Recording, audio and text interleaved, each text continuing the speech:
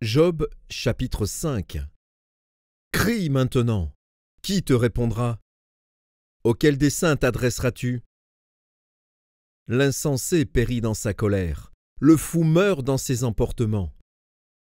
J'ai vu l'insensé prendre racine. Puis soudain j'ai maudit sa demeure.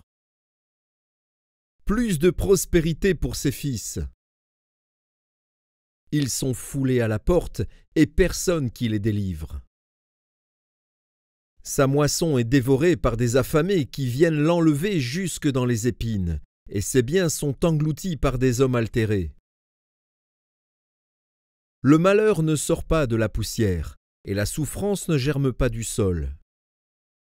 L'homme naît pour souffrir, comme l'étincelle pour voler. Pour moi, j'aurai recours à Dieu, et c'est à Dieu que j'exposerai ma cause.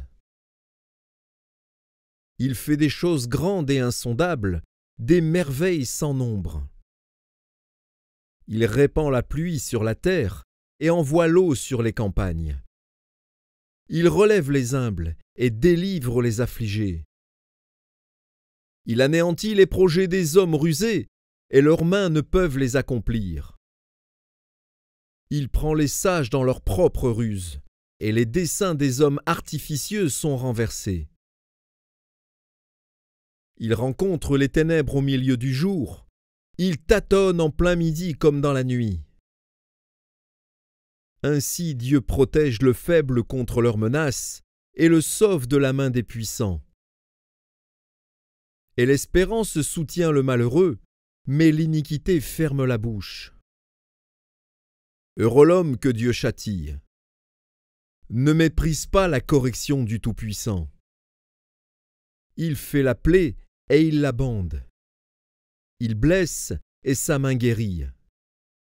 6 fois il te délivrera de l'angoisse et 7 fois le mal ne t'atteindra pas.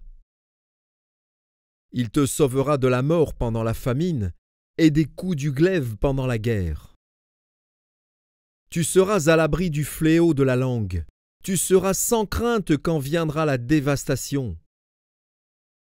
Tu te riras de la dévastation comme de la famine, et tu n'auras pas à redouter les bêtes de la terre. Car tu feras alliance avec les pierres des champs, et les bêtes de la terre seront en paix avec toi.